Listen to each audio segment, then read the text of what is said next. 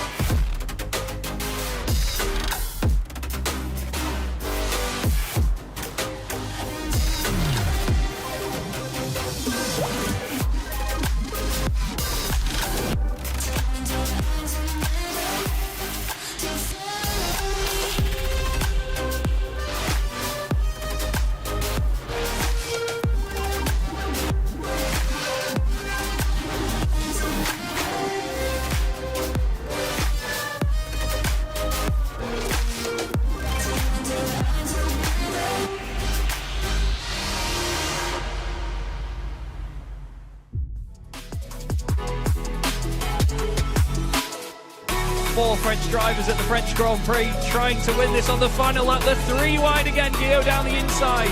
Guillaume moves across, they're both in front of Milan and Pouget. Before you know it, we find ourselves here in the very final race of the competition. And then they see truck racing and they think, this is crazy, you know, these are 5-ton machines, 1,200 horsepower brake. Oh, look at that switchback. Oh, you can look and a switch to show off.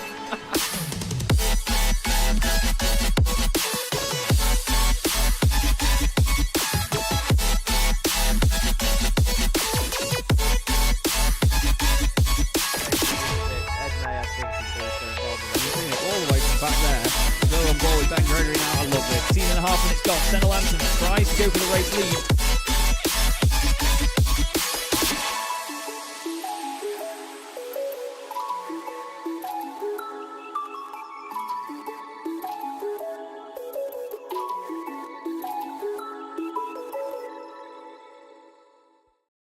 Racing isn't easy, but experiencing it is. iRacing puts you in the driver's seat with the industry's leading sim racing game. Drive on laser scan replicas of the greatest racing circuits from around the world. Go head to head against other drivers chosen by skill-based matchmaking to ensure competitive racing at every level. Compete across all your favorite series.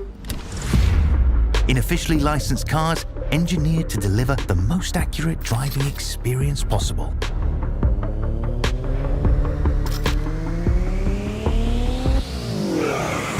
Join a race or host your own with players from across the globe. Race against the computer or in a league with friends. Feel the thrill behind the wheel. Visit iRacing.com.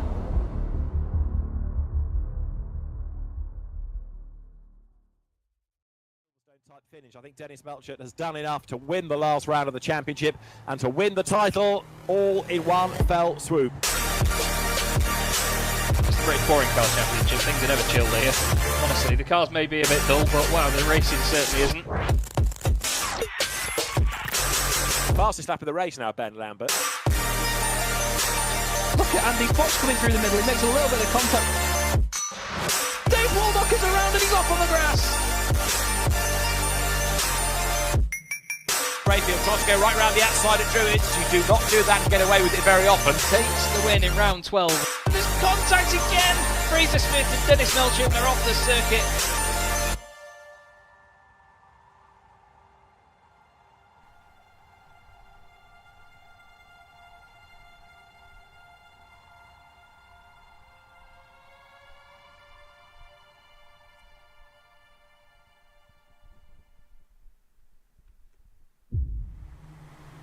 Well, good evening, everybody. Good evening indeed. Welcome to Chaz Draycott Media and welcome, everybody, to the British Boring Car Championship by Abruzzi Racewear. We're back for the third season of this championship. It's been almost 3 years since the British Boring Car Championship appeared on your screens, and it's back better than ever, more drivers and a lot more entertainment to come your way, and even more people in the commentary box now. I'm Chaz Draycott, but I'm delighted to be joined by the very excited Ed May. Ed, welcome to the comms box once again, mate. What a great series this is going to be. Hey, I'm so looking forward to this. Obviously, I'm not David Addison that we had for a few times last season. The cost of living crisis has hit us all very hard. So I've decided to fill in, help Chaz out. But nevertheless, I'm certain that it's going to be an absolute wonderful season. I caught glimpses of the last couple of seasons here and there. And of course, the amazing beach party that was nearly 2 years ago now, something like that. It was amazing. I mean, Chaz is already having flashbacks as soon as I mention the name, so we'll quickly move on and focus on season 3 and rounds 1 and 2, which will be here at the amazing Donington Park circuit. We were here just a couple of weeks ago, weren't we, Chaz, for the Sim Racing Magazine GT4 challenge, and now we're into machinery that's a little bit less powerful, but certainly just as exciting.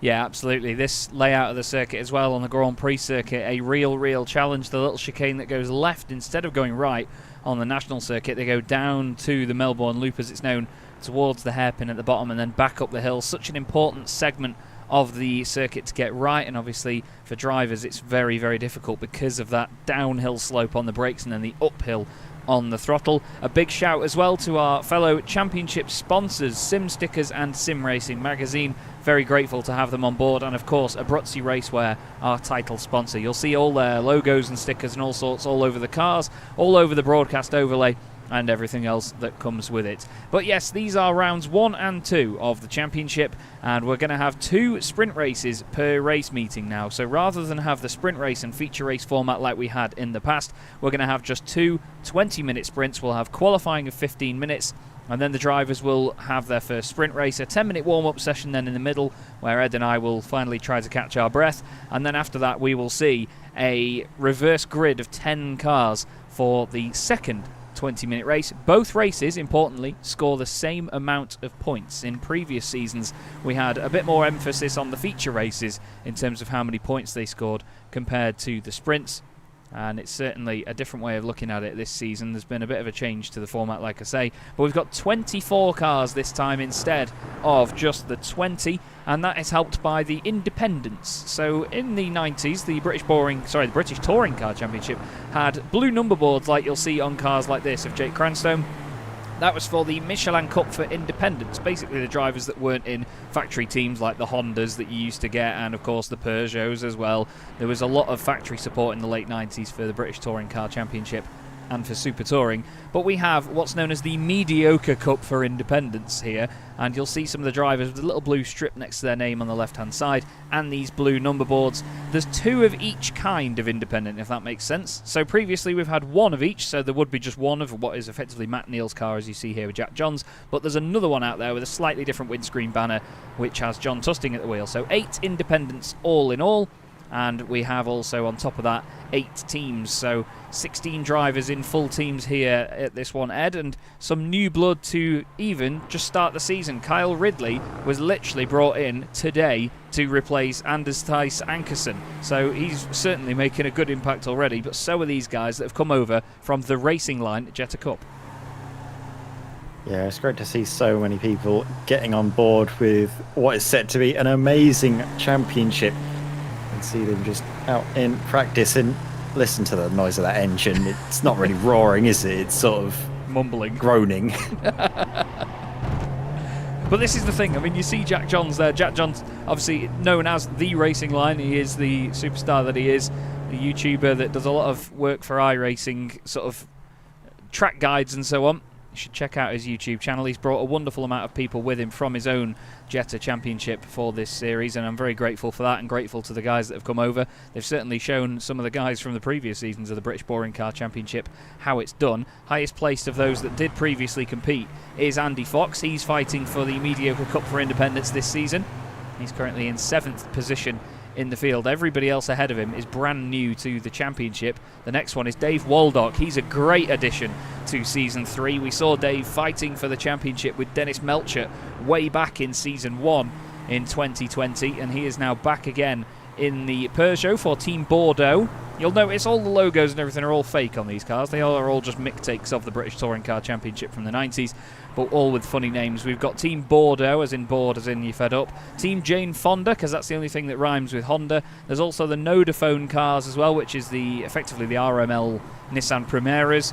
We've got Dodgy MOT instead of Rapid Fit. We've got Might Just Fit instead of Master Fit.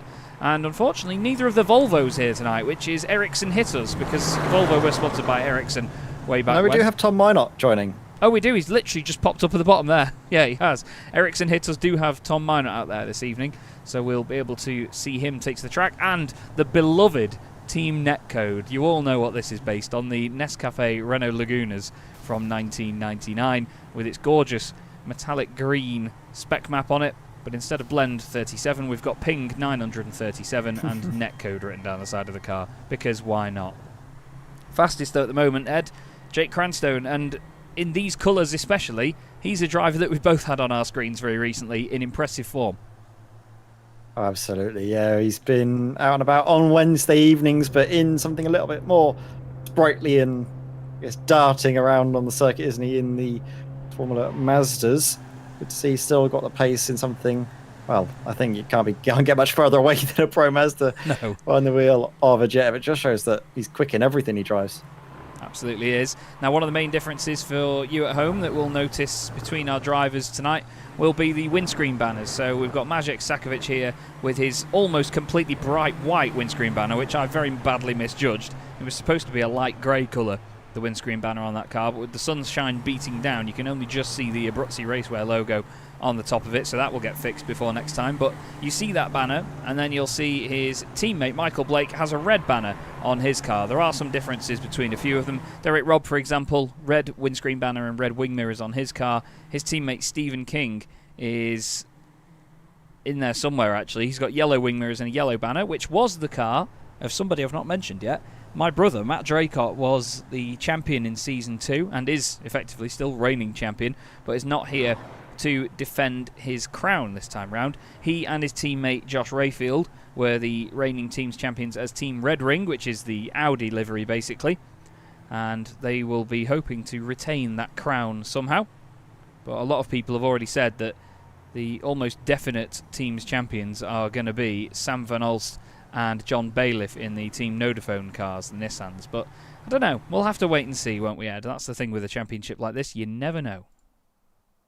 Yeah, so many unknowns coming into this one, but we're getting ready with the qualifying session. You can see all of a sudden the track has gotten a lot dimmer, and that means that drivers will have to get acclimatized very quickly to the changed conditions. It should be slightly quicker out there on the circuit, but look at them all. Look at them all, Chaz. It's getting started. Yeah, absolutely. Isn't it looking beautiful, that My wonderful babies. shot of all the different liveries? Look at them. Not sure why the camera's doing Again, that. the sound of them going past. The camera's upsetting me and doing that, but still, I'm picky.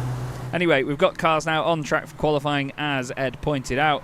Jake Cranstone being fastest in practice and a double reigning champion of the Racing Line Jetta Cup as well. So not only will he be trying to win the championship outright, he could also become the first independent to ever win the championship outright as well. This is actually the livery that my brother Matt Draycott, who's just popped into the YouTube chat, won the championship with as the Mediocre Cup for Independence the first season as well. So It's certainly a livery that's got a lot of great quality on it. It was run last season by this man, Magic Sakovic, but he's made the switch this season to Might Just Fit. And he's got his teammate Michael Blake right behind him, and they're actually teammates outside of this series as well. So potentially working together here, these two. There will be driver suits as well in future rounds, I can tell you. Unfortunately, I completely forgot to get them done for this one. There's been a lot of work goes into this. I do all the liveries and everything myself, and all of the graphics, everything in this championship single-handedly, and there's a lot of work that goes into getting it right, especially as these cars, as you'll see, have their own number boards and numbers on that the normal Jetta on iRacing does not carry. So all of this is manually put on these cars, all the spec maps and so on. But what a very packed field we have right now, Ed. Look at it. Everybody all in that lower part of the circuit, or the lower section, I should say, down at the Melbourne Loop. Not quite sure why the track map's so high up there, but we'll figure that out. Still, any predictions yet, Ed? Anything that you've seen that you reckon will carry over? I think Jake Cranstone's the only talking point at the moment.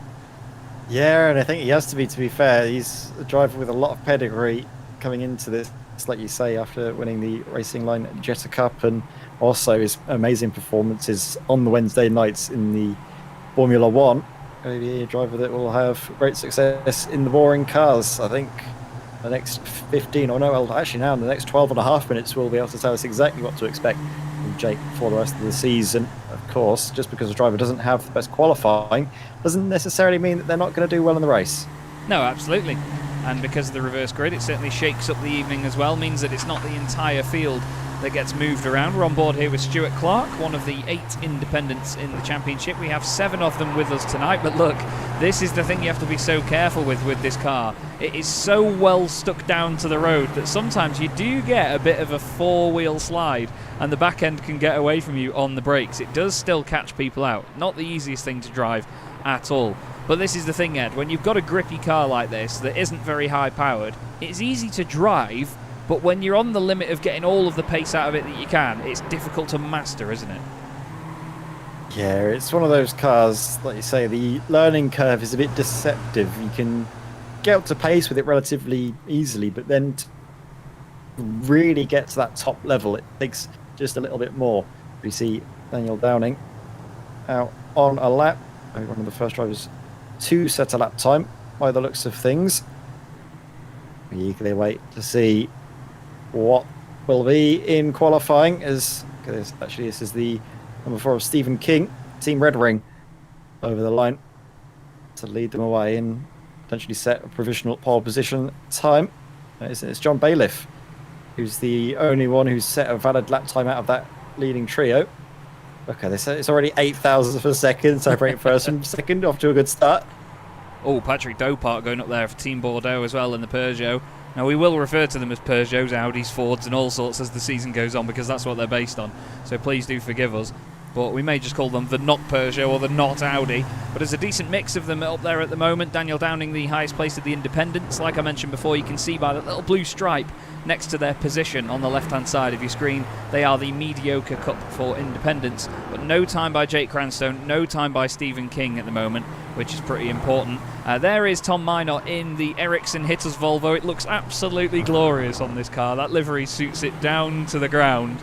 And Tom coming as well from Formula One. We've actually got a bunch of Formula One drivers here. We've got Tom Minot. We also had Simon Price, John Roberts, those two teaming up as Dodgy MOT, basically the Rapid Fit Fords. Stuart Clark also coming over from the CDM Formula One World Championship. So plenty of drivers that we've seen elsewhere, but there is nothing like this, Ed. So it's really interesting to see how they all match up in a championship as unique as this. Yeah, excited to see what Jack Johns can do, of course, as well. Obviously, he's got plenty of experience behind the wheel of these Jettas. Knows exactly what you need to do to get the lap time, and also knows exactly how they're going to race one another. Gets the sort of the bird's eye view, doesn't he, from the commentary box of all of the goings on, and that can sometimes help you out a little bit when it gets down to actually getting behind the wheel. Yeah, for sure. He's certainly a bloke that has a lot of capability behind the wheel. Stephen King has just gone 7th fastest. I think that was a lap basically winding up to have another go here. You can hear the tyres over the engines in these cars. That's one of the funny things you need to get used to over the course of the season.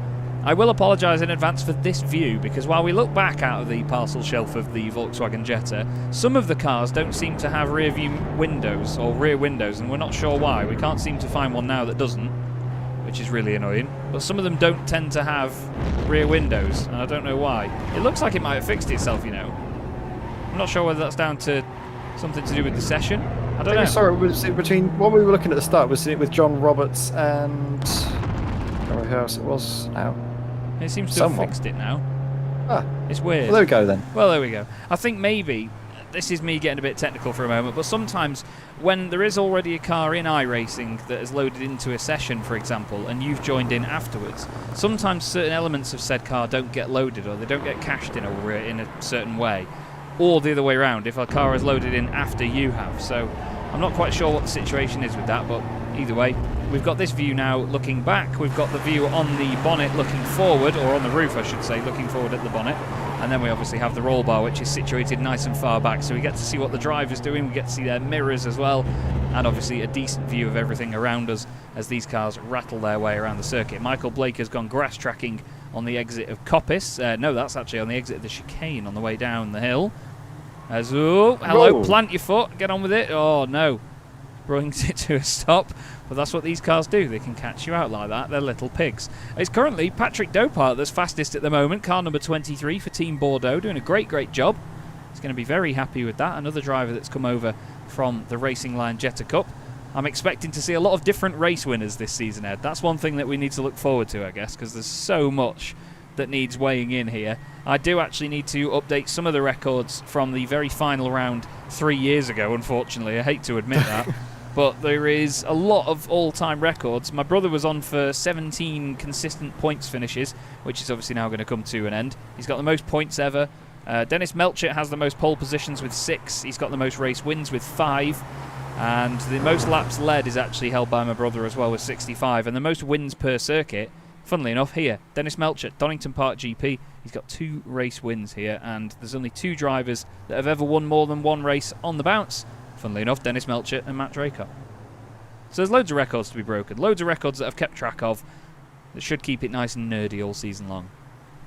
Exactly. We love our stats, don't we, in keeping track of all of these little bits and bobs. It's why, obviously, if you've been following us on Chaz Draycott Media, we like to talk about drivers who've won 3 in a row in the Sim Racing Magazine GT4 Challenge and all of these other different storylines, how many points finishes they've had, where they finished on the podium, and if they are on the podium, where they tend to finish. I mean, it was James Holman that's been on the podium 3 times, and each time it's been a victory. And I think he'd get that going because he did finish outside of the podium again, even though he was on track for a good result. So he might be able to carry that going for the rest of the season. Who knows? But enough about the Sim Racing Magazine GT4 Challenge. And back to the British Boring Cars by Abruzzi Racewear. Of course, we have still 5 minutes now. We're close enough to 6 minutes, don't we? And still, we're waiting for a time from Jake Cranston. Just crossed the line now. No personal bests, but it's still enough to go up to 5th place. And he's going to pull over and go and get a new car for the end of this session. Here's Sam Van Olst. He's down in 15th place at the moment, but only a second off. Jumps up to 10th. Gains a few tenths there on that lap, but that's only enough for 10th place. It's just crazy how close it is between all of them right now. The 2 dodgy MOT cars, unfortunately, a bit further down in 21st and 23rd positions, but they'll be hoping to make their way back up the order. We'll see what the time is from Simon Price, 1:49.553. Look at all the outlaps that we've got going on at the top end of the order here, Ed. We've got 6 cars. It's going to soon be 7 of them that are on their way out. Jack Johns currently 3rd in the Mediocre Cup for Independence, ahead of behind Jake Cranstone and Dan Downing, who both run the Arena International colours, this sort of faded machine that was run by Will Hoy and Russell Spence, I believe, in the 1999 British Touring Car Championship. Russell Spence very famously clearing the fence at Alton Park at the final corner during qualifying. I think Alan Menu had gone off, and then Russell Spence had a brake failure, went on the inside of the final corner, which chucked him across the middle, and then he went over the grass in the air, missed the gravel trap and hit the fence and went through it, basically. Pretty savage. Yeah, obviously not quite the same savagery in these boring cars, these little Jettas, compared to obviously those rampant beasts of the super touring era. But it still provides excellent racing. I mean, it's difficult to call who's going to be coming out on top, but Patrick Dopart, from that effort early on in qualifying, nobody's really been able to match it or come too close to it. Obviously, we had Daniel Downing's lap at the very beginning of this session. Again, no real improvements. And I think a lot of that's just come down to obviously the track getting a little bit hotter and brighter out there. It's not at all as cloudy as it was when the session began.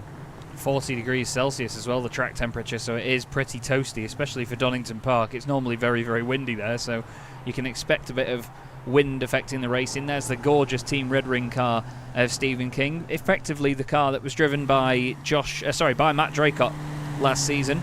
His teammate is Derek Robb. He's effectively driving the car that Josh Rayfield went in. And he has got, right now behind him, Dave Waldock on the road. Those two racing together in the previous seasons as well. I think, no, they weren't teammates actually, because Dave Waldock raced for Mike Just Fit. Maciej Sakovic and Michael Blake filling the seats at that team for this season. Henry Morse doing well in third place. There's the Team Netcode car. He's running the black windscreen banner as opposed to his teammate Michael Elliott running the green windscreen banner. Looks great, that car as well, that metallic effect. Pretty spot on, I think. I've not missed the mark on that one, I don't think. I'm quite proud of that. But the Netcode livery is actually one of the first liveries I ever made on iRacing. I just basically fine-tuned it and then brought it alive for this championship. I think that was way back in 2014, nearly 9 years ago I first made this livery, and here it is now on our screens in 2023, racing along with pride from the American as well, Henry Morse. We've got quite an international grid actually. We've got South African drivers, Scotland, Poland, Belgium, Australia as well, and Jack Johns living in the UAE at the moment. He was over in the UK recently as well. Unfortunately didn't get a chance to even organise trying to meet Jack, but he was a very busy boy while he was over here. But yeah, drivers from all over, which is great to see. Yeah, definitely. It's going to be intriguing to see, obviously, how some of the international drivers will fare. Obviously, with it being a primarily UK-centric calendar, there aren't really many chances for other drivers to have home advantage compared to the abundance of Brits that we have. Obviously, there are drivers across different areas of the UK that might be more familiar with certain circuits. Obviously, as Jake Cranston goes top of the order there, right at the very end of qualifying. Not much time left for Patrick Dopart to improve, and actually Dopart is in the pits. He's not out and won't have enough time to go out to try and beat that, so it'll have to be the Daniel Downing or the likes of Henry Morse to try and take that back from him. Tom Jacobs in the Facebook chat, great to see you, Tom, asking who's now driving my beloved Primera TDI. And that would be the Belgian Sam Van Olst, one of the drivers tipped to help Nodaphone with his teammate John Bailiff to the team's crown this season. But honestly, the talent level in this field has grown immensely, and obviously no disrespect to any previous drivers or anyone that may be a little bit further down the order now, but this injection of drivers from the Jetta Cup from the Racing Line has been incredible to see, and will certainly spice things up even more for this season as Stuart Clark has a bit of a debacle and is off the road. Him and Tim Rutten, both of the Mark Blair machines, the privateer that used to run the Vectra in 1999, they're both together in the field. I did realise, by the way, that I had incorrectly put John Tusting's details on the timing as a full team entry, but he is an independent in this championship. So we do have all 8 independents here for the first round, which is good to see.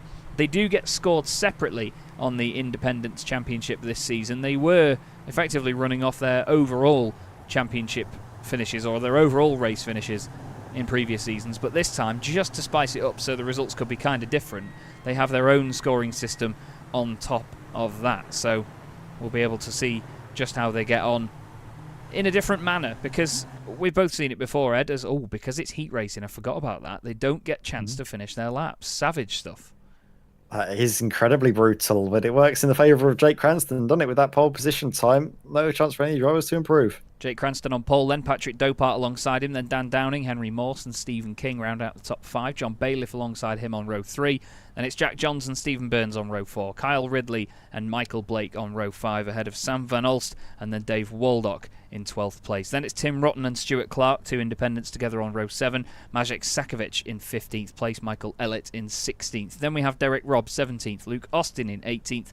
And Andy Fox 19th, with John Tusting rounding out the top 20. Simon Price is 21st, ahead of Tom Minor in 22nd, and John Roberts in 23rd, with the one and only Ed May appearing at the bottom of the order. Where I belong, I think it's fair to say. Here we go, though. Cars getting up, lined up on the grid. We've got a little while to go before race begins, as drivers wait their sweet time. So, Chaz, any expectations going into the first race of the season? Not a clue. Not a clue. I'm hoping to see some clean driving, some reserved driving in some ways by most of these guys. I think there's going to be a few people from boring cars in the first couple of seasons that might make a few places up with a bit of a calm approach to all of this. But this is certainly going to be a hell of a lot of fun, this is. We're going to wait now for the countdown, though.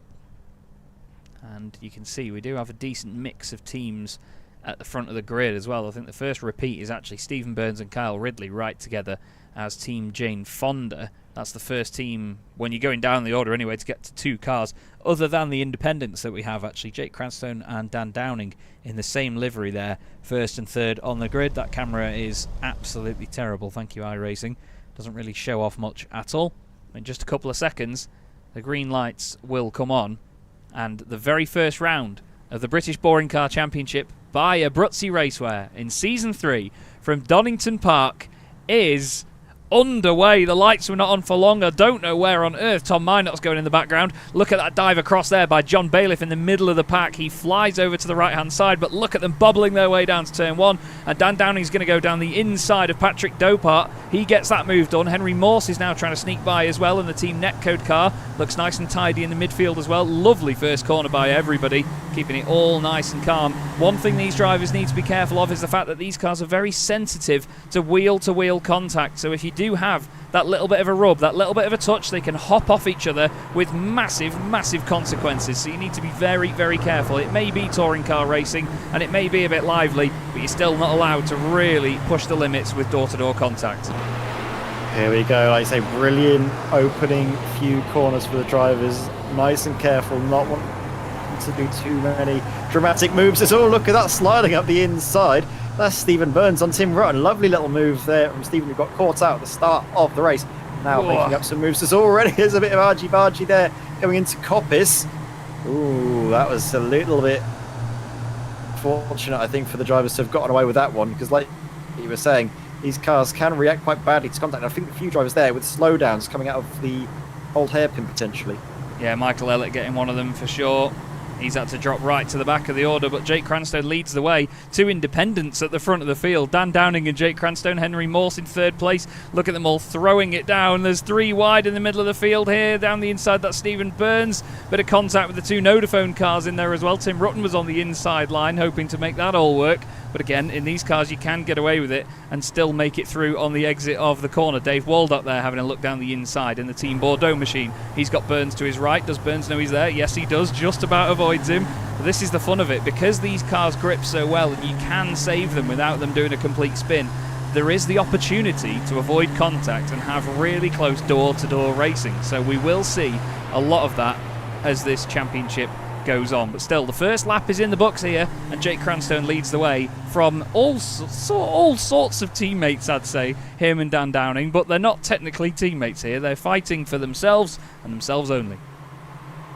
Absolutely, and it's great to see all the drivers relatively respectful of one another. I'm not sure, obviously we saw with Michael Blake with a slowdown, but not sure exactly. I'll assume it was the old hairpin, because it's quite nasty, especially on the opening lap.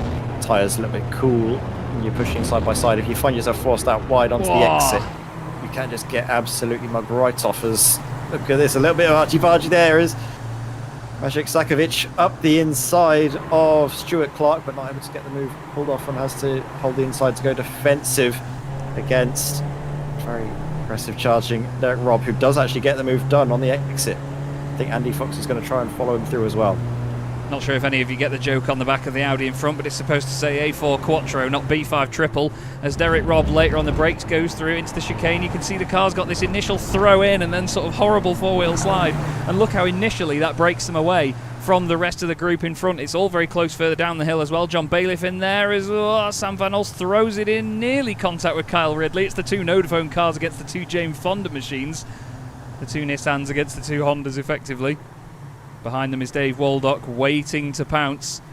But also, it's busy behind again as Maciej Sakovic now goes back down the inside of Andy Fox. 2 drivers that have competed in the British Boring Car Championship before. But there's a bit of a gap opening up in the sort of top reaches of the top 5 at the moment, Ed.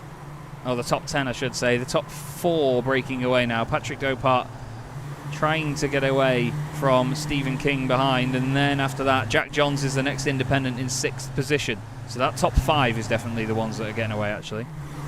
Yeah, they are getting away, but it's so exciting to see the battle for 10th position. Stephen Burns currently hanging on and trying to maybe overtake Dan Van Olst, but that is going to be reverse grid pole position, and I think already some of these drivers are focusing on that more than anything else to get as many points as possible from the opening round.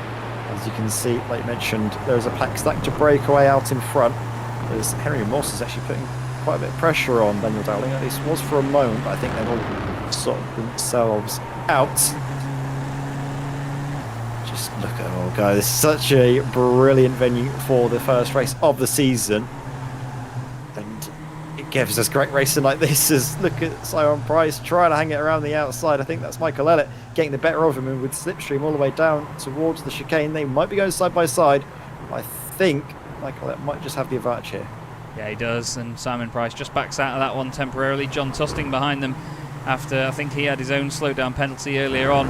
Finds himself at the back of the pack. There was a move in the middle there as Stephen Burns has gone down the inside of Sam Van Olst. He's made that stick, or has he? Because as they come up to the final hairpin, Van Olst is now going to be the car on the inside, and then Dave Waldock behind them is going to be hoping to benefit from this as well. We'll go on board with Waldock and see how this all looks. Premier on the left, Accord on the right, little bit of a tap here and there, a little bit of netcode involved. But Van Olst gets past Burns. He's got a very international group ahead of him. He's actually got a Scottish driver in front, then a Belgian, and then an Australian as well. So the netcode working wonders. I do find it very ironic, actually, that the 2 drivers we have in Team Netcode this season are in America and South Africa. That's absolutely... You could not make that up, could you, for this season? 2 independents in the middle of the field there going well. Tim Rutten and Stuart Clark, 4th and 5th in the Mediocre Cup for independents. But at the moment, it's Jake Cranstone absolutely setting an example of this field so far.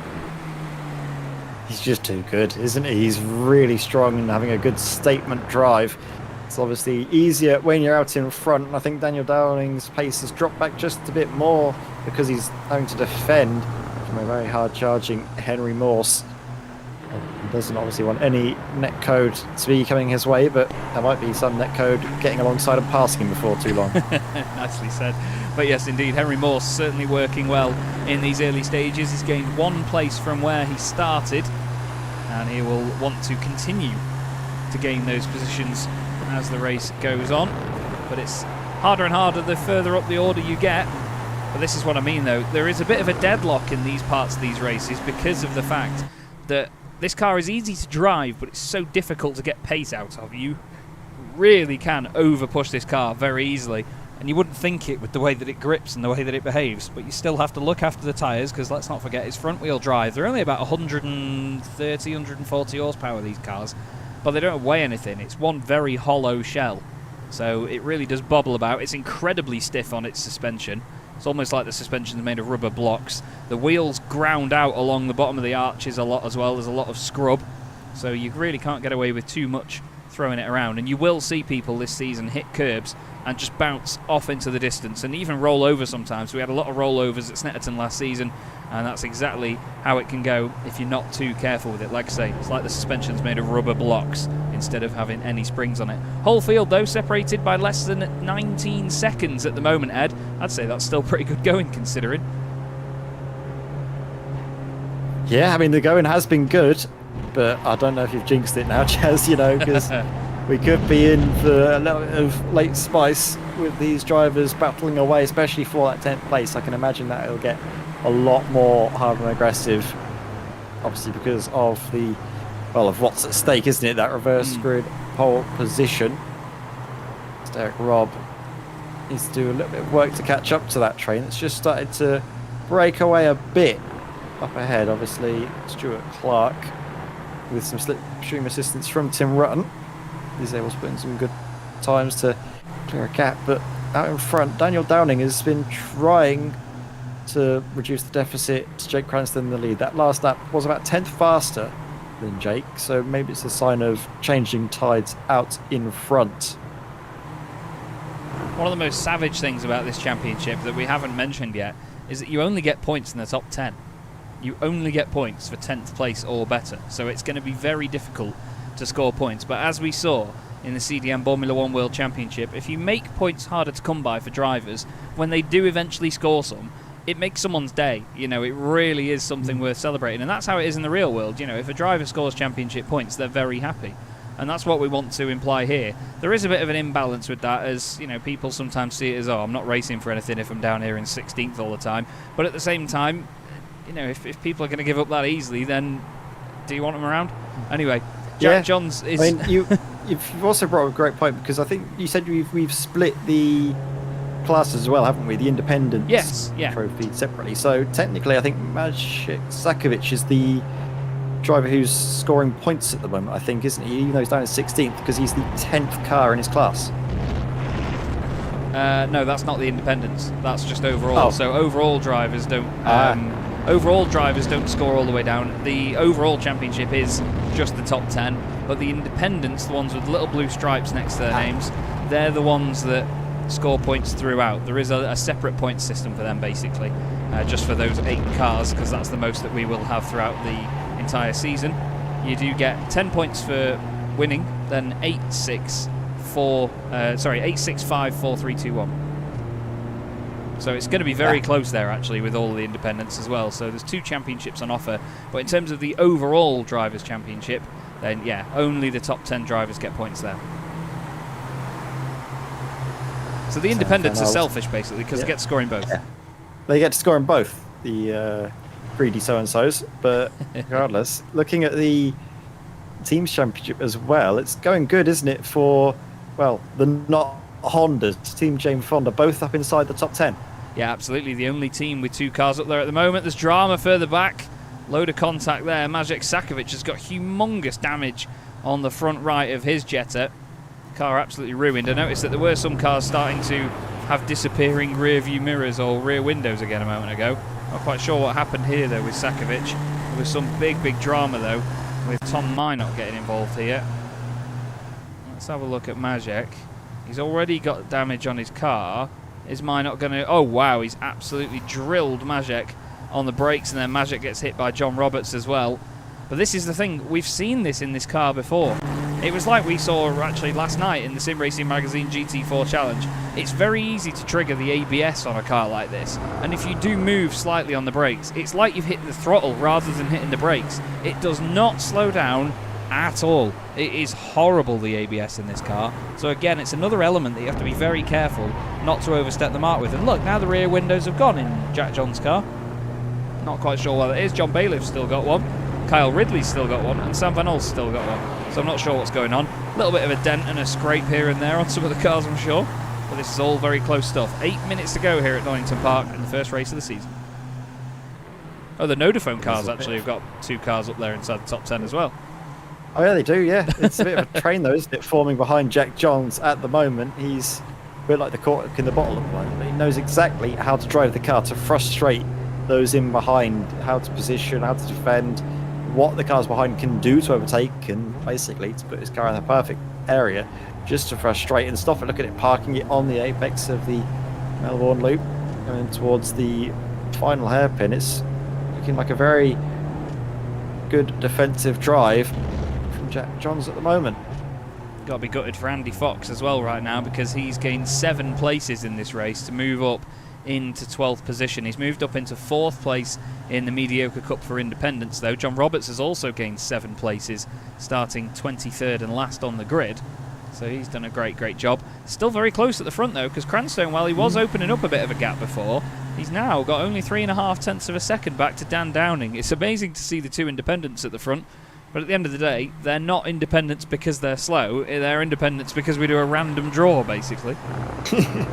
Yeah, good point you mentioned about Andy Fox, that he's had good work, but is maybe going to be shy of that reverse grid pole position. But by the rate that they're battling up ahead, all it takes is for 2 cars to have contact, go off the road. All of a sudden, he could be benefiting from that. So it's worth trying to defend and hang on to 12th place, because if you drop down to 13th, you could find yourself just missing out by 1 position. So it's all about doing what the best you can do.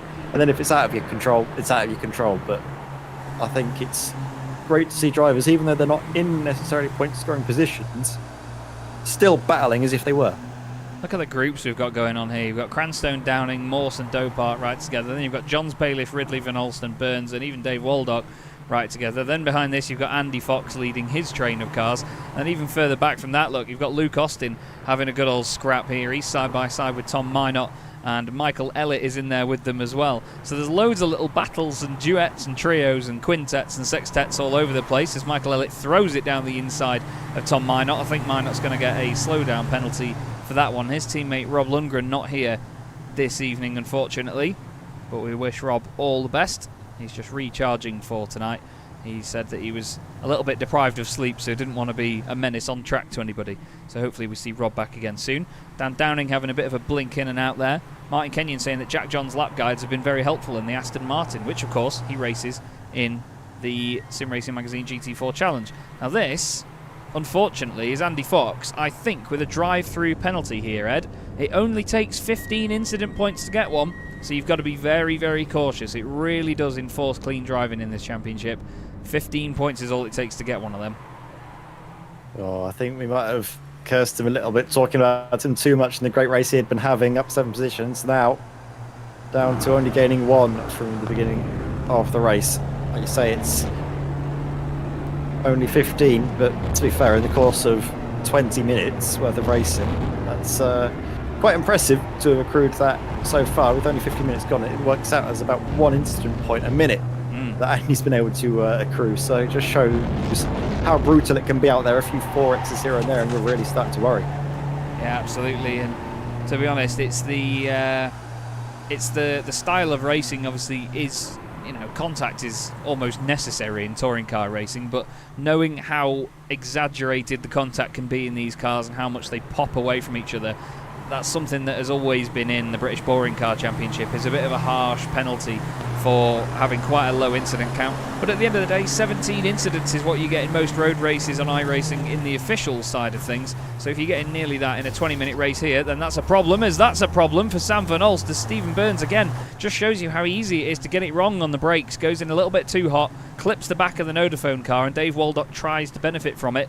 They're all very, very close together as they head up to the hairpin at the end of the lap, but it's also made a massive gap to the cars in front. Burns now parking it on the apex to get away from the back of Van Alst's car, but it's given Jack Johns, John Bailiff and Kyle Ridley a bit more breathing room. Great performance by Kyle. Not that he would have been slow coming into this series, with it being his first race in the championship. He's very quick in this car anyway, so it's just like riding a bike for him and for some of these boys. Oh yeah, absolutely. I'm keeping my eyes on the lap times as well coming through, and Jake Cranston is trying, I think, succeeding in keeping that gap where he needs it to be, just managing it nice and carefully. So we did see John Roberts in and out of the pits. Another drive through. We've had, I think, 4 drivers come through. 3 drivers. Sakovic came in but had to take a fast repair by the looks of things. Yes. Yeah, quite a lot of damage on that car from the earlier contact.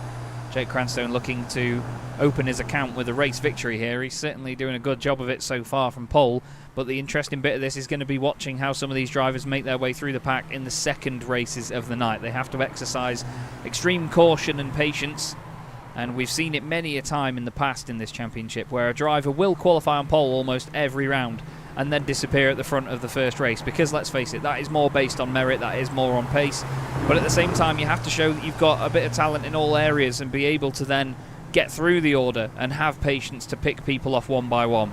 And sometimes those drivers don't have said patience, and they don't have that in their toolbox. Luke Austin's just lost a place there to Tom Minot. He's gone round him on the way into the chicane, but he's going to try and get him back once more. I think we're going to get 2 more laps here, Ed, because it's 1 minute 47 a lap. We've just crossed the line with 1 minute 55 left on the clock.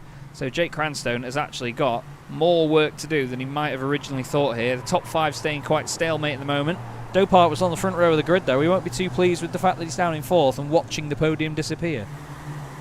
No, he won't be. It's going to be a bit of a head scratcher really, because Dopart, he hasn't been off the pace at all. He's been able to keep up with the leaders, but he hasn't really been able to catch and pass, and that's going to be something I think that he'll have to look at least in the next race, of an area to improve, because obviously you need to be able to make those overtakes sooner rather than later when you find yourself shuffled back in the pack. He will be, of course, as it stands, starting ahead of the 3 cars that are currently occupying the podium positions on account of the reverse grid.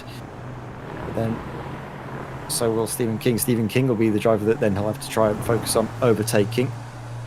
Jack Johns still hanging on to 6th place. He's been defending well. Is it a matter of when, not if, some of these drivers are able to make a move on him? Because John Bailiff, he is very close. Yeah, he really is. He's glued to him at the moment.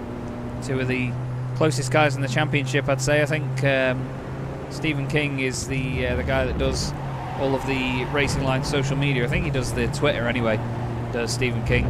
But John Bailiff, another avid supporter of Jack and his great network. These 2 actually raced together. No, it was Stephen King and Jack that were teammates, actually, in the Chaz Draycott Media European Touring Car Championship in the Kia Optimas towards the end of 2021. That was quite an interesting championship as well.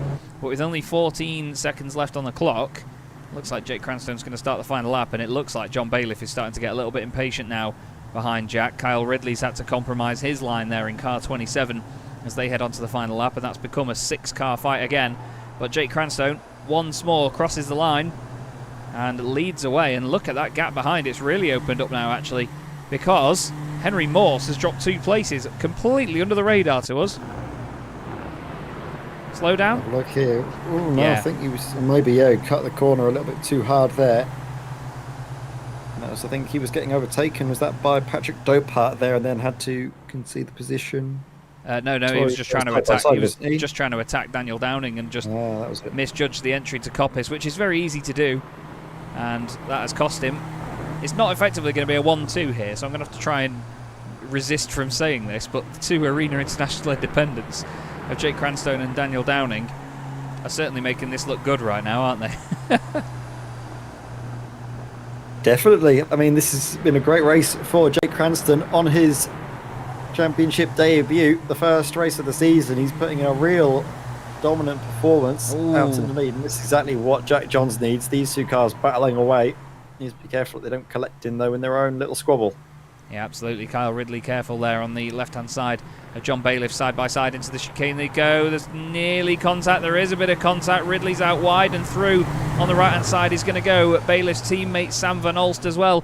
He's going to squeeze his way around. His own teammate's going to come through in this as well. Gets on the brakes hard there to Stephen Burns. Dave Waldock's in the background of all of this as well, hoping to pick up some of the pieces. But further up the order and round the final corner to win the first race of the season in the British Boring Car Championship by Abruzzi Racewear, it's Jake Cranstone. Daniel Downing and Patrick Dopart does get a podium in the end ahead of Stephen King and Henry Morse. Jack Johns, well, that was a fantastic defensive drive. Sunshine gets 3rd place in the Mediocre Cup for Independents ahead of John Bailiff, Sam Van Olst, Kyle Ridley, Stephen Burns and Dave Waldock. Just misses out on points by that one single position.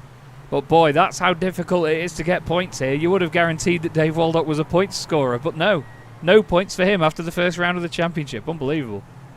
Oh my word, yeah, that is very surprising. Good to see, though, Nodaphone up in the points. Both drivers, same with Team Jane Fonda. It's going to be excellent for the championship going forward for them. Of course, Team Bordeaux scoring a healthy haul as well, with Patrick Dopart up into 3rd place. But already you have to get swapped over into the warm-up for the next race, because it's going to be quite a quick turnaround tonight with the race 2. Absolutely is. 10 minutes on the clock then for this, but we're going to have a look at the results of the first race of the night. It comes up as Heat 1, and then we'll have what is known as the feature race second up. You can see the independents there highlighted with the blue numbers, but Jake Cranstone takes the very first win in Season 3 of the British Boring Car Championship by Abruzzi Racewear. Dan Downing joining him on the podium. Great start for the independents campaign for those 2. Patrick Dopart finishes in 3rd place. Very well done to him. First podium for Team Bordeaux this season. And then Stephen King finishing in 4th position. Henry Morse rounds out the top 5. And then behind them we have Jack Johns, great defensive drive ahead of the 2 Nodaphone cars. A good start to their season with John Bailiff and Sam Van Olst. Kyle Ridley in 9th and Stephen Burns rounding out the top 10. Dave Waldock finishes 11th, just outside of the points. Tim Rutten gets a strong 12th place after a very tough pre-season test, it has to be said. Derek Robb finishes 13th. Tom Minot is 14th despite going to the airport at the start. Andy Fox and Luke Austin next up, 2 more independents ahead of Simon Price and then John Tusting. And then we had John Roberts and Michael Elliott rounding out the top 20. Magic Sakovic and Michael Blake, a tough race for the Might Just Fit team. And then Stuart Clark, the final independent, out of the race, unfortunately, with 5 laps to go from the end. I didn't see him retire, unfortunately, so apologies, Stuart. But right now, Ed, first race is in the books. What did you make of that one? Your first time in the commentary box here for the British Touring Car Championship. It was great, and obviously that was it with qualifying all sorted out. I can't wait to see what it's going to be like with the order slightly reshuffled out in front with Jake Cranston. A lot of work to do starting back in 10th place, but from the performance he showed earlier, I can't see any reason why he couldn't go on and win both races here tonight. Well, overtaking is going to be difficult, so we'll have to wait and see what he can do. Ed and I are just going to take a quick break here on Chaz Draycott Media, everybody. So we're going to switch the cameras to auto. It's going to look at whatever the hell it finds interesting, and we'll see you again in 5 minutes' time.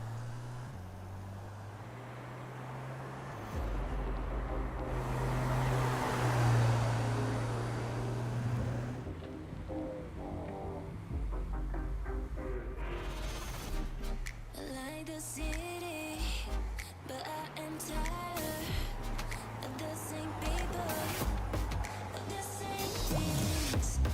I want to escape now to another place now, but with you 'cause I don't want to be alone. Tell me if you want to follow me now, to follow me. Take me to your arms and never leave me. Don't leave me, boy. Tell me if you want to follow me now, to follow me. Take me to your arms and never leave me. Don't leave me, boy.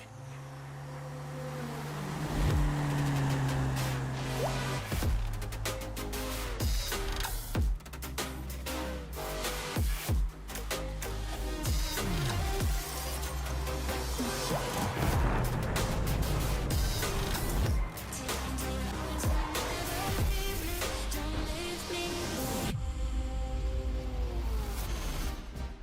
Like the city, but I am tired of the same things. I want to escape now to another place now, but with you 'cause I don't want to be alone. Tell me if you want to follow me now, to follow me. Take me to your arms and never leave me. Don't leave me, boy. Tell me if you want to follow me now, to follow me. Take me to your arms and never leave me. Don't leave me, boy.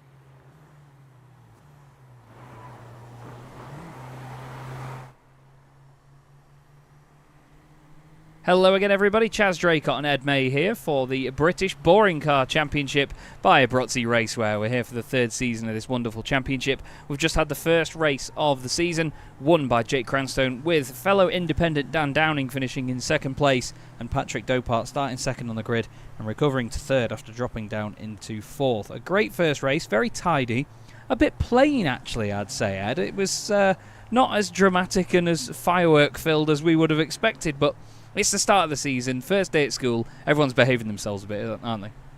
Yeah, they don't want to get in trouble for watchful eyes over them. They want to give a nice impression just so we might look kindly on them if they do decide to get a little bit sendier as the season goes on, which is fair enough. But, of course, expect a few more sends and overtakes and maybe a little bit more spice with the reverse grid, the top 10 being flipped around.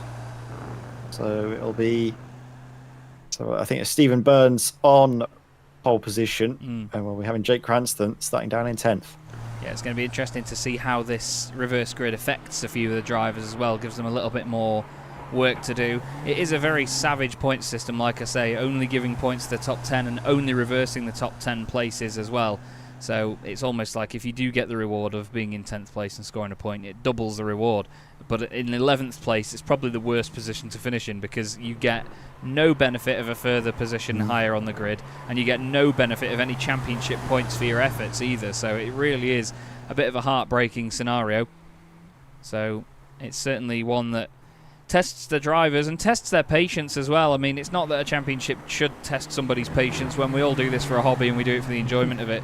But at the same time, it's competition and it keeps things very tough as well. It's not a championship that likes a handhold. You know, you don't get points for finishing down in 62nd place like we've seen in leagues before, and people don't end up with thousands of points by the end of the season. You'll end up with, I mean, you get 15 for a race win, so what's that times 18? It's not that many points, is it? You'd have a maximum of 270 points over the season, and with only, 9 pole positions available, 279 points is the max for a driver. And it's going to be very, very close, especially with the independents as well, with 10, 8, 6, 5, 4, 3, 2, 1 as their points. You could finish 5 places ahead of the following independent on the track here, Ed, and only score 1 point more than them. Yeah, I mean, it is a real sign of what the championship is like and what we can expect to see over the course of the season. But it's still early days, isn't it? We can't really give any predictions about what we'll be seeing, but I mean, after the performance of Jake Cranston, he has to be a favourite. He got it on pole position and looked very commanding out in the lead. But I think it's going to be a real signal of what to expect in this second race more than anything else, how he deals with the reverse grid. Absolutely. You can see the two differences between the teammates just there, actually, in the Team Red Ring cars. One with yellow wing mirrors and yellow windscreen banner, and then the others with red. So it's a Team Jane Fonda front row then. Stephen Burns and Kyle Ridley on the front row of the grid, ahead of Sam Van Olsen, John Bailiff, the two Nodaphone cars on the second row. Then Jack Johns and Henry Morse make up row 3. Then Stephen King and Patrick Dopart in row 4. Daniel Downing and Jake Cranstone round out your top 10. And the rest of the grid will cycle through now, as we are going to get underway a lot quicker this time round. So the secondary grids of the season in the second races each night will not be as visible for as long because we have a lot more to look at in these races. But it's the two Team Jane Fonda cars on the front row. I think we've seen that before at Snetterton in Season 2. It was Derek Robb and Dan McCauley that were on the front row back at Snetterton. And it was a bit of a moment where I think Matt Draycott came from 4th on the grid to lead by turn 1 or something. It was one of the most bonkers moments of any of the previous seasons, really. However, we wait for one more driver. It's going to be Sam Van Olsen. He's going to pop up just there on the second row of the grid, and already, before we know it, we're going to get going for round 2 of the British Boring Car Championship by Abruzzi Racewear. The lights come on, and the Jettas at Donington Park will get underway once more. Plenty of smoke, plenty of bobbling and wheel spin around the middle of the field. It's a horrible start for Stephen Burns, and Kyle Ridley has made an absolute belter and screams towards the front of the field. Jack Johns looks to the inside, nearly makes it 4 wide, and he does. He's going to go deep down the inside of the two Nodaphone cars.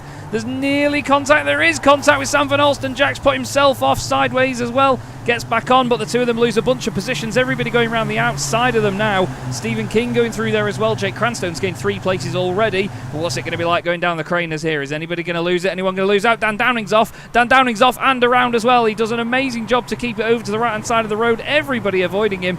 He doesn't really come back into the middle of the road, really, so there's not much avoidance needed. The two Team Bordeaux cars together in the middle of the pack, but certainly a much more lively start this time round, Ed. Oh, very lively. We've seen contact. So thankfully, no significant incidents. As look at this, Jake Cranston sliding up the inside, and all the while, drivers battling away. Luke Austin, I think, is just going to be able to hang on to 14th place. Yes, cuts across the nose. Ashok Sakovic, who's having a good drive up through the field, already gaining 6 positions during the start of the race, trying to come back. Obviously, after the disappointment of the first race, contact that saw him take a trip through the pit lane, scoring well outside the points. But now what he needs to do is make up 5 positions and he'll be able to score his first of the season. Of course, easier said than done.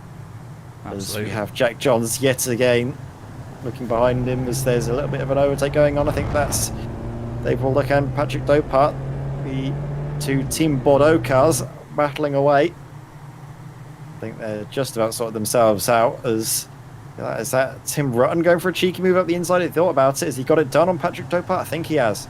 It's Jack Johns into the pits. Damage. Oh dear, has that been a trip through the pits to fix the damage? Has he got a meatball flag or something? The car looked fine. It didn't seem to be too bad. I wondered whether it was wheel-to-wheel contact. Like I say, this car very sensitive to it and really will punish you for wheel-to-wheel contact. It was a massive shame because he got a really good start. We'll go back to the green flag and have a look at it from Jack John's perspective. You'll see that Stephen Burns, who's starting on pole, 2 cars directly ahead of us, just doesn't go anywhere. They're not even redlining the car either. They're just holding the revs, making sure it doesn't bog down.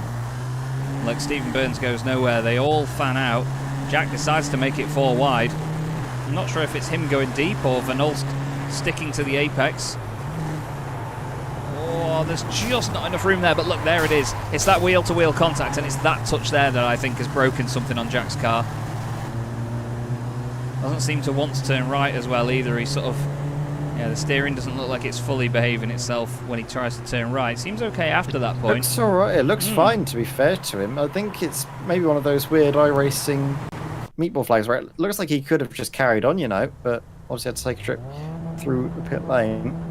Let's see now with Daniel Downing. He's on board. He was the car that was stricken. I think he was the one that we saw have that little moment down through the crane of curves on the exit towards Old Hairpin.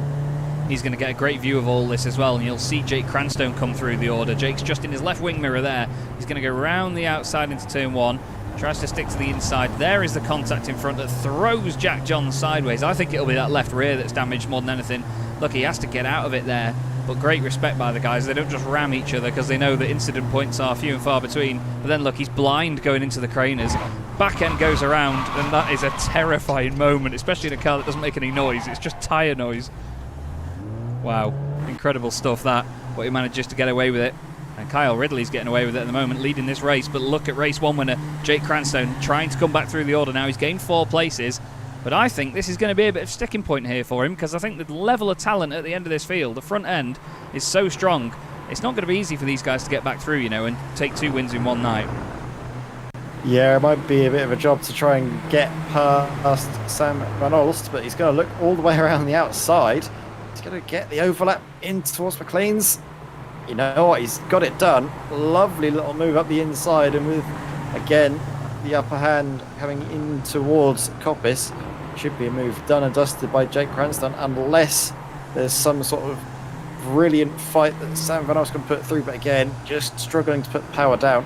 Has to slot in behind. So that's yet another scalp that Jake Cranston has taken so far this race. Yeah, great stuff by Jake. He had a really strong start, and that's exactly when you need to make the early places as well.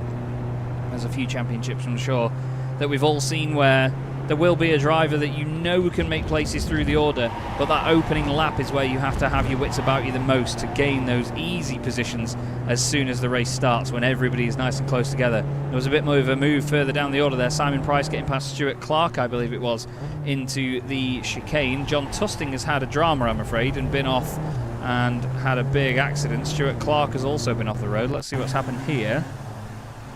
They're going to come together here and figure out that these cars are very sensitive to wheel-to-wheel contact, or I don't know. Clark's gone in deep. Sideways, sideways, sideways. Comes back on, and they're 3 wide. There's wheel-to-wheel contact, and again, and Tusting off into the barriers hard. And oh dearie me. Whoa, avoided there by Michael Ellett, but Tusting's car very broken. And it's, like I say, not an easy car to drive. It can break away from you very easily, and it is not forgiving in the way that a front-wheel drive car normally is. Yeah, I mean, none of these cars are really too kind when they do have those moments. It's so difficult, isn't it, just to see when you have a moment that there isn't really a lot of recovery you can do. Of course, the front-wheel drive can help in some aspects, can't you, when you can just stamp on the pedal and it'll sort itself out, but when you've got a moment like that, there is exactly nothing you can do no matter what car you're driving. Daniel Downing closing down. He gets a lovely little move, doesn't he, all the way around the outside. Michael Blake looks to try and take Luke Austin as Tom Minot is having a great little tussle with Derek Robb just further up the road. You can see 3 of them battling away. It's going to be side by side down in towards the chicane. We're going to see maybe a bit of bump drafting actually between the cars going in towards. I mean, look at this again. It's just battling everywhere. You can't focus on one fight because you get to the next one. Tim Rutten up into 10th place, scoring some points. Derek Robb wasn't quite bumping him along. There's been drama at the front in the here. lead. This is it's what's happened there is Stephen Burns had an issue. Stephen Burns, sorry, Kyle Ridley, I think there was contact somewhere with Kyle Ridley and some of the others, and Henry Morse getting through and making some moves. Also, John Bailiff involved in that as well. I'm just trying to find the exact moment. Cranston's gotten ahead of Burns as well, up into 4th already. This is how it happened. So, down into the hairpin. Oh. No, this was the previous lap, actually. Henry Morse making moves. So, wow, it's been a long time coming, this, actually, from Henry Morse. This is the following lap, then. So he's all over the back of Stephen Burns. Or is it the following lap? Is this the same one? No, this is the following lap, because Jake Cranston is already up into 5th here. So then there was a bit of a lock-up further ahead or something. It looked like Bailiff just completely missed his marks. It's a bit of argy-bargy in the background, but I think Jake Cranston, throughout all of this, does gain a position. I want to see how he overtakes Stephen Burns to get up into 4th place. Your wish is my command, Ed, mate. Here we go. Lovely little run out of the chicane, and I think this is where we saw all of the dramas. Down in towards the hairpin. Lovely move on the brakes, and there's the argy-bargy. I think that was more, actually. Bailiff just running out of road and maybe outbraking himself into the back of Ridley. Yeah, there's been a lot of it.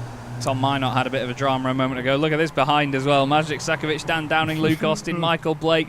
All of them together. Michael Blake at the back of this with his teammate involved in this fight in front. And Henry Morse has gone for the race lead and taken it for Team Netcode. We'll come back to that in just a sec. Actually, stuff it. We'll go to it now because Kyle Ridley has then got the place back. Cranstone now moves ahead of John Bailiff up another position as well.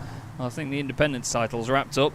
But I don't know about everything else. We'll have to wait and see. Still side by side for the lead. It's Morse down the inside. They've got to be so careful on incident points. I think we'll see some of these guys getting drive-through penalties before the end of the race. But at the end of the day, it's all about self-preservation in the championship like this. You need to be oh so careful. I think that's part of the fun of it as well. There's that temptation to throw it up the inside, go for touring car manoeuvres and really get argy-bargy and stick the door in the other driver's door.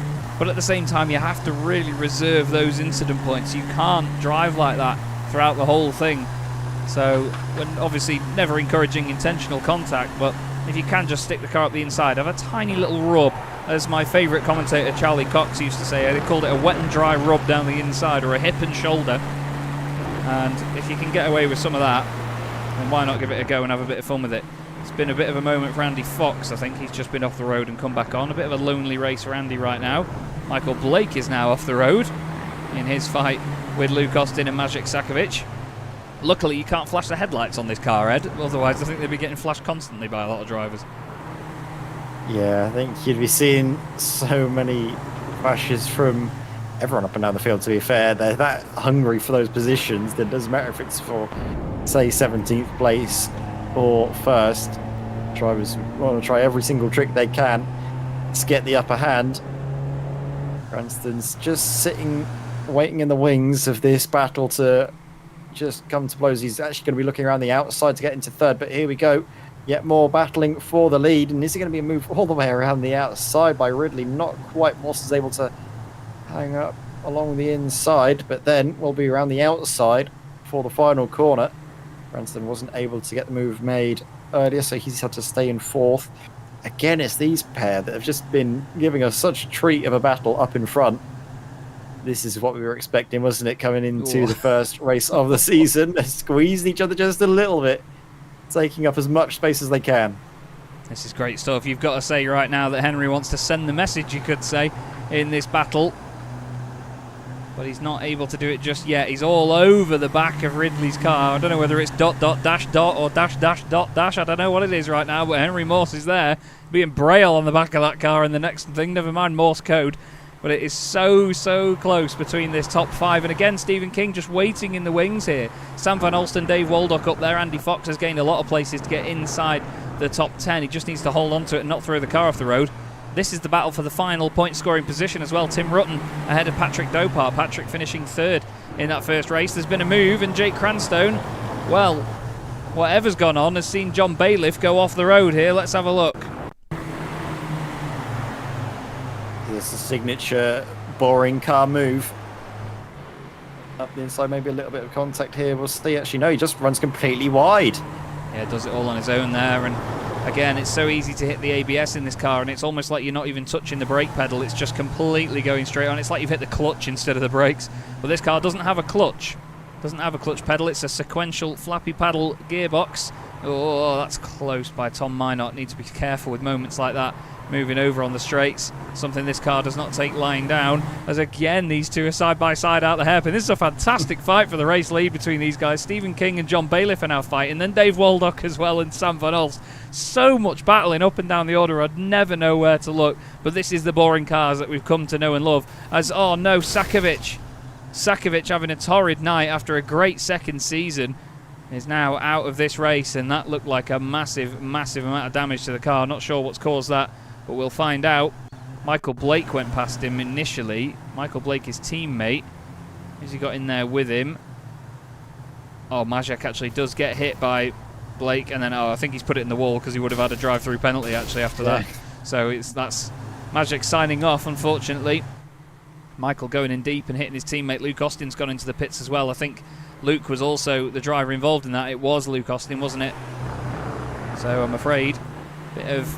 Well, see, we keep saying argy-bargy, but that's the kindest way to put it, isn't it? Other than just the word contact. Happening a bit further down the order. Bashing and crashing. Yeah. Bumping and, like you say, bumping and barging, argy-bargy. Some spice, I think, thrown into the mix as well is a word that I like to use when it gets a little bit hot and slightly dangerous, shall we say, I think, with the contact being made. Ridley and Morse, these two have just been relentless, I think is the way to put it, against each other, constantly fighting every twist and turn of this Donington Park circuit. Jake Cranston has had a great race to get up into third place and could quite happily settle for it and have a nice position in the championship, but he never settles for that, does he? He wants to get 2 race victories. Needs to be careful to not get shut out, but look at the wide line he takes into the corner. He gets plenty of speed out, and he's going to be up alongside now Morse coming into the braking zone. And now we're going to see Ridley maybe try and box him out to give Cranston a bit of an advantage, just to keep them fighting and give Kyle some breathing space out in the lead. This is where Jake really needs to start pressing hard to get up into second place sooner rather than later, and he's trying to box him in. Look at that, not moving to the outside of the circuit to open out the corner until the very last moment to try and sweep all the way around the outside. But Henry Morse is doing a great job trying to stay there, but it's not good enough. Lovely move there by Jake. It's exactly what he was doing. Put his car in a perfect place to make Henry's life as difficult as possible. And that's how Jake Cranston now moves up into second place, just 1 away from making it, well, a very dominant race evening. I don't think we've seen too many times over the course of the British Touring Car Championship, drivers getting it on pole and winning both races. Massive send into McLean's by Cranstone, and he gets it done as well. Fantastic send down the inside of Kyle Ridley, and the move is his. Simon Price going off the road further down, but my goodness me, that was fantastic stuff by Jake Cranstone. Really throws it in there and gets the job done. Unbelievable stuff, straight to the lead. And you're absolutely right though, Ed, there's not been many drivers that have won both races on the night in the British Touring Car Championships history. I think it's only been done twice, actually, yeah, because there's only ever 2 drivers that have won more than 1 race in a row, Dennis Melchett and Matt Draycott. I think that might be a little slowdown for Jake Cranstone there. Either way, it slowed him down, whether it's a penalty or not, and Ridley goes to the inside. Then Morse is in the middle as well. These guys have been fantastic entertainment. John Bailiff goes in hot. Bit of contact there between these guys, and I'm not sure how well that'll go down, but Stephen Burns might feel he was pushed out of the way. Suddenly, Waldock's dropped down to 9th in all of this. Andy Fox has gone past him. Flipping heck, it's mayhem. Patrick Dopart holding on to 10th place for the final point scoring position. More contact at the front end of the field. I think we're going to see some drive-through penalties here for sure with these guys, but look at it, this is the top 7. Oh my word, I'll be amazed if that's the case. I mean, there's a huge train, isn't it, all the way down to, I think, 10th place, actually. There's so many cars battling away in this camera shot. Lovely aerial views of the racing here at Donington Park, and what a way to start off the British Touring Car Championship by Abruzzi Racewear. Been a great second race, one that Jake Cranston is trying to break away in the lead of. They might be doing just that now with that battle in between. That was a little bit sketchy. Lovely by Stephen King, that. We're just seeing, though, Jake Cranston has been able to break away from Kyle Ridley now half a second. Yeah, he's opened up a little bit of a gap. Stephen King very opportunistic there to get past Stephen Burns. Unfortunately, Simon Price is off the road again at the old hairpin. There's a great battle going on behind Dave Waldock right now. Sorry, not behind Dave Waldock, behind Tim Rutten. Tim is in 10th place, but all of these drivers behind him are queuing up to try and take that final points position away from him. Tim has stayed ahead of Patrick Dopart. He's got back in front of him at the end of the last lap, in fact. And now he's hoping to hold on to that and score his first championship point. He had a very difficult pre-season test, did Tim, and he's come back here to do well in the independence category. As right now, Henry Morse is dropping down. He's had a slow-down penalty, so that has opened up this lead group once again. I mean, it's more of a gaggle than a group, isn't it? 3 wide into the hairpin once more.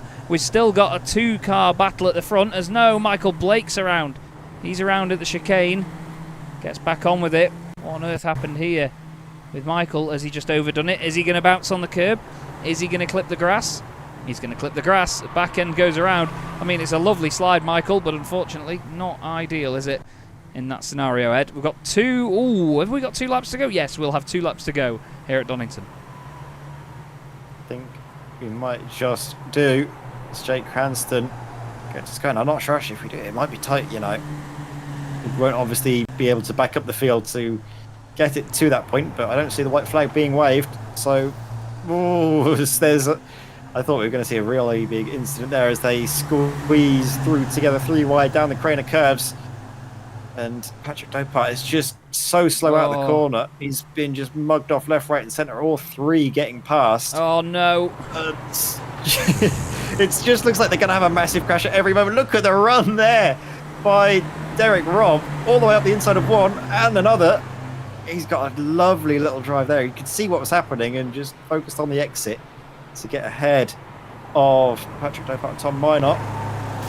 And again, a little bit too close for comfort at points here. Chaz is making all sorts of noises. I'm going to have a meltdown. Look at this, it's unbelievable. Oh, there's contact between Ron and Minot. Ron goes flying off. No, that's not the way he would have wanted his race to end. It's not over yet, though. He's still coming back on. But just that little bit of contact here and there, that's all it can take. Andy Fox fighting for survival in the top 10. He's second in the independents at the moment. Dave Waldock going past, King battling away for third. They are as well, yeah, absolutely. King up to 3rd place. He's had a great race, actually. Started 7th on the grid here, and it is going to be the final lap, actually. Jake Cranstone's going to make this work as he's down the inside. Kyle Ridley's going to try and go with him. He's going to get the run on the exit.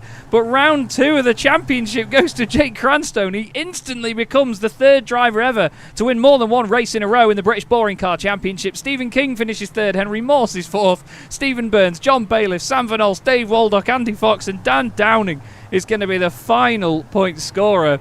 What an incredible start to the season, and what amazing entertainment that was. Flipping heck. But Jake Cranstone, what a boy. What a boy. That's a fantastic way to get not only your Drivers' Championship started, but your entire campaign in the Mediocre Cup for Independents as well.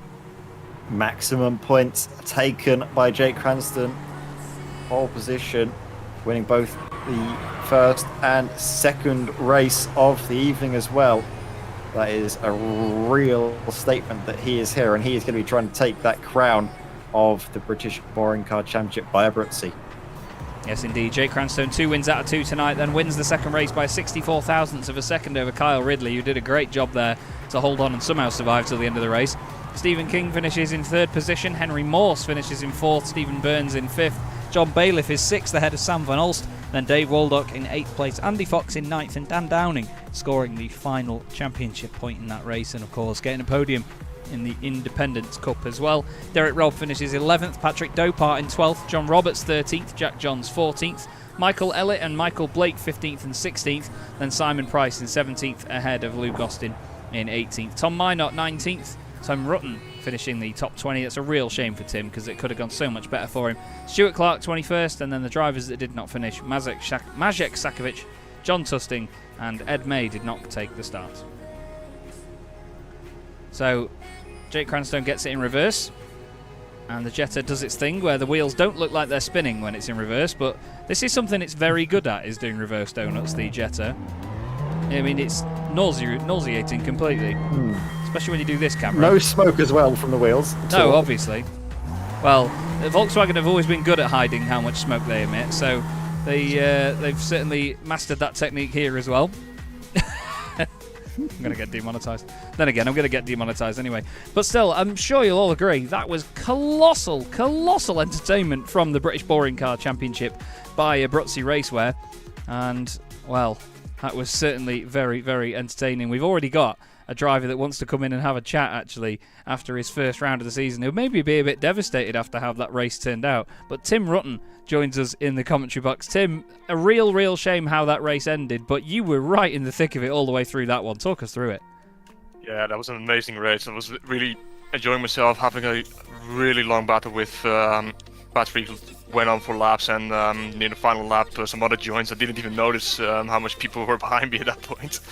So, it being the last lap, I figured it's an all in or nothing. And, well, unfortunately, I got hit in the rear going through copies, but all in all, it was just a racing incident, in my opinion. And it was one of those races I very much enjoyed, despite having that off in the end.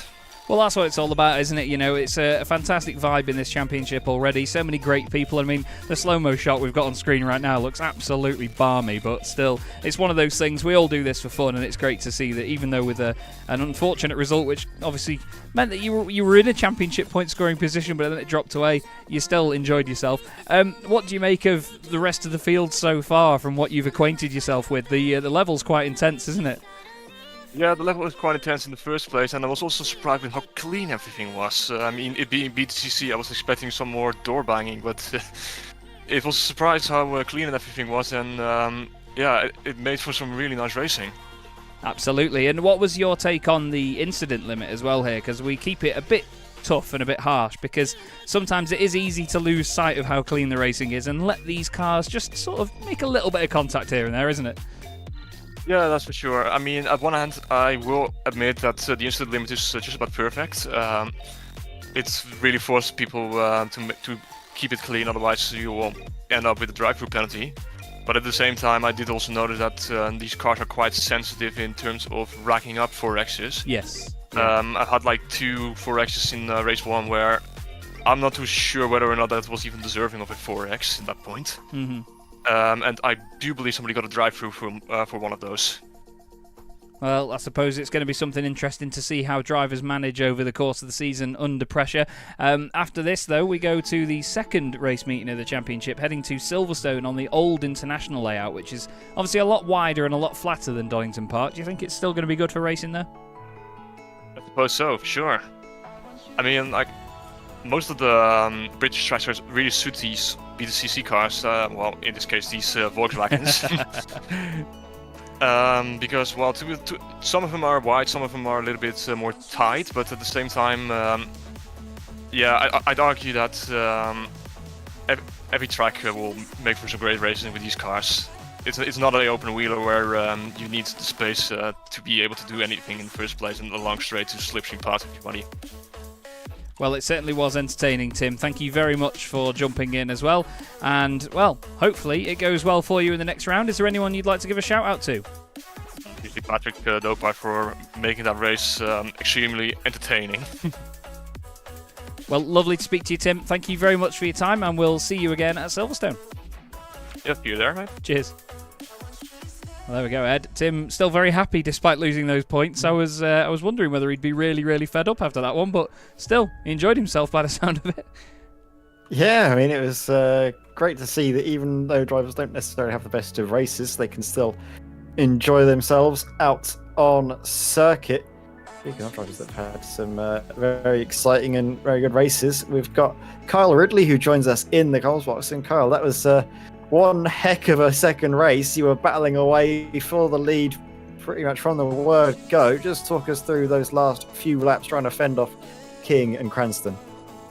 Oh, they're quick drivers, put it that way. When I finished ninth and got front row, I knew that my best chance of even remotely getting on the podium was defend, which I exercised at full effect. Henry couldn't get past me, and then Jake had a really good send, but he was weak through the chicane, so I was able to get back at him. And just to finish slightly off Jake isn't half bad of a job. I do wish I got at him, but, you know, P2 for a debut, very last minute call up as well, so happy with it, cannot complain.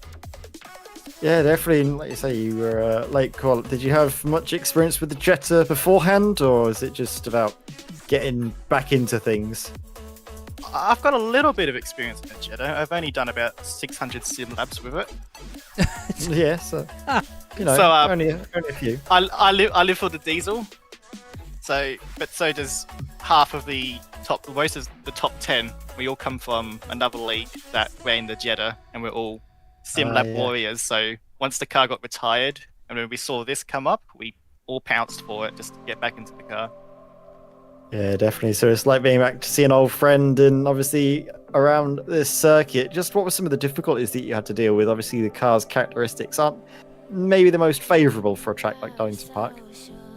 No, the front wheel drive certainly makes it challenging, and its long wheelbase makes it very lazy on the turn-in. But the biggest issue, honestly, was that chicane towards the end of the lap and the two hairpins. Because with the worn tyres, the ABS was just kicking in more and more, making the braking zone deeper, and some nasty slowdowns. So it was good to avoid all of them. Normally, I'm a magnet for incidents and slowdowns, so it was good to not have all that and get some clean results. Yeah, and speaking of clean results, both yourself and your Team Jane Fonda teammate scoring points in both the first and second race. Is that going to be a real focus point for you, is to get a good result in the Teams Championship? I think so. We've got two strong drivers. Me and Stephen are actually teammates normally, so when I was told that he's my teammate, I was like, awesome. So we could work together and maybe get the championship. We'll see. Yeah, Nodaphone also scoring some good points as well, so it's going to be stiff competition from them, I will imagine. But we go to Silverstone next week. Is there any sort of chances of maybe seeing you have repeat performances, getting onto the podium, maybe snatching a race victory? It depends on the layout. I'm generally quick at Silverstone, one of the tracks that just favour my style. So I should be at least at the front fighting the boys once again. Might as well. Well, I hope to see you there. And before we do say goodbye to you, is there anybody you'd like to give a shout out on the broadcast, bud? Just all the TLR members for actually coming up, and all Chaz Draycott and myself for putting this all together. I know it's the third season, I believe, so I didn't even. But yeah, thank you everyone. No worries. Thank you very much, Carl. Best of luck for next week. Thank you. Great stuff. Kyle Ridley all the way from Australia. And as he mentioned there, Ed, he only got a last-minute call-up today. He was only called up about 4 hours. No, actually, no, it's a bit more than that. Maybe about 8 hours. But he was literally going to bed as I called him up about it last night for him. And now it's the morning where he is now. So he's just woken up and jumped in and gone on with it. And what a fantastic result to come away with. Second place. Very Cam Dance-esque, isn't it? Oh, just God, to don't. wake up early in the morning and where it's, it's going to be a bit like deja vu with drivers from down under or down south in the Southern Hemisphere, sort of Australia and New Zealand battling with this man that you're going to have a chat to now, Chaz. Absolutely. Well, it's certainly different to when we last spoke to you, Jake Cranstone. Very well done, mate. A perfect night to start your campaign. You must be absolutely over the moon with that one. 2 wins. You're now only the 3rd driver to ever do that. You've done it in your first race meeting. Oh, really? Oh, well, that's good. Yeah. No, that was mega. It's amazing what you can do when Cam Dance isn't on the track. Absolutely, mate. But, I mean, it's not like you didn't have stiff competition there. Obviously, we saw that a lot of you guys that came over from the Racing Line Jetta Cup are all very, very quick. And it's great because you've all raced around each other before, so you know what to expect. You know who does what and when, who's aggressive, who's not. So it really showed that you all had that understanding as well at the front of the pack. Did that give you a bit more confidence coming into it this evening, or did the unknown of a few drivers still sort of leave you with question marks? Well, to be honest, some of the guys that I do know are quite unknown sometimes. So, I mean, yeah, I do know them, and I love racing with them. It's great fun, and yeah, it's just like jumping in what we were doing a few years ago back in lockdown with the Jettas. So it's really fun. Yeah, I'm glad to be back at it again. Well, it was great fun to watch it, Jake, and obviously 2 race victories straight off the bounce. It's not often we've seen that at all. Do you think that that's something you could do again, or is it just that you get on well with Donington Park? What's the crack here? Well, I'm happy to lay my cards on the table on the first round, show everyone what I can do, and yeah, I hope to bring that forward, although a lot of the other tracks are more difficult for overtaking, so we'll see. This one was a good one. We've never done the GP layout before in the Jettas, and it worked really well, I think, with the 2 hairpins. So, yeah, more overtaking at Donington probably helped the win in the second race. Well, we certainly look forward to seeing how you get on next time round, because it's maybe another circuit you've not raced on before in these cars, but the old school layout on the international layout at Silverstone from 2008, which the BTCC used to race on in the 90s. What do you make of going there? Yeah, well, we haven't done a Jetta race there, but I think we did a sim lab there many years ago as like an official thing. I don't actually remember what happened.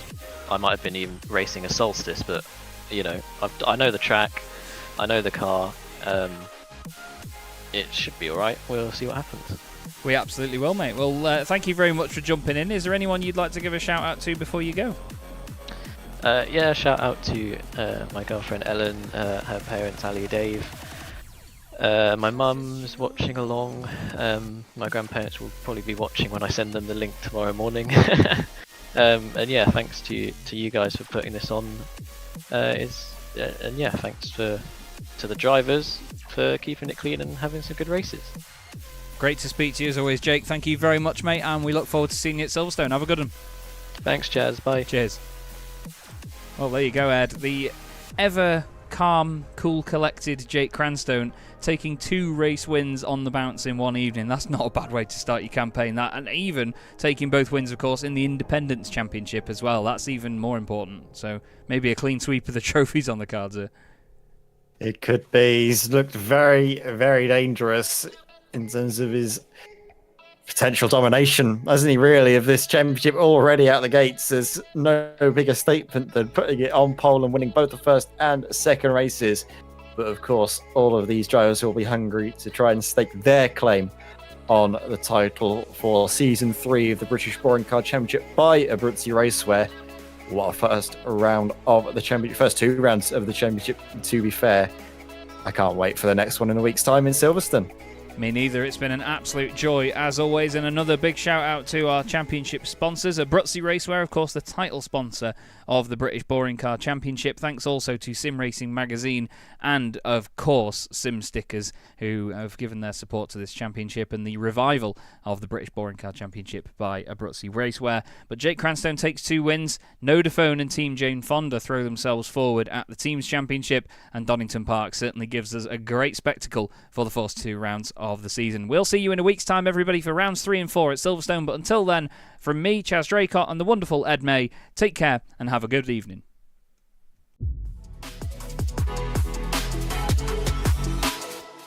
4 French drivers at the French Grand Prix trying to win this on the final lap. They're 3 wide again. Guillaume down the inside. Guillaume moves across. They're both in front of Milan and Pouget. But before you know it, we find ourselves here in the very final race of the competition. And then they see truck racing and they think, this is crazy. You know, these are 5-ton machines, 1,200 horsepower brake. Oh, look at that switchback. Oh, he's been mugged and a drift to show off.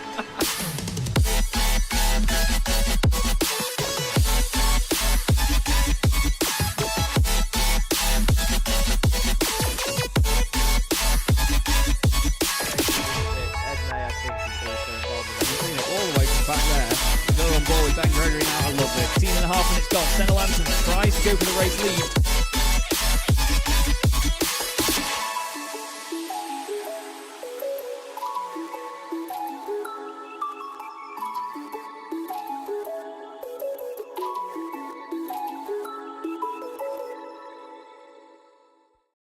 Racing isn't easy, but experiencing it is.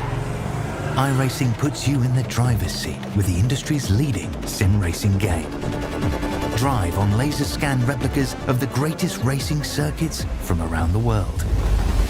Go head to head against other drivers chosen by skill-based matchmaking to ensure competitive racing at every level. Compete across all your favorite series.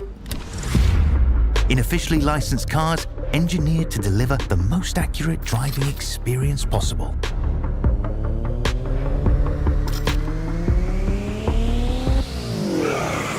Join a race or host your own with players from across the globe. Race against the computer or in a league with friends. Feel the thrill behind the wheel. Visit iRacing.com.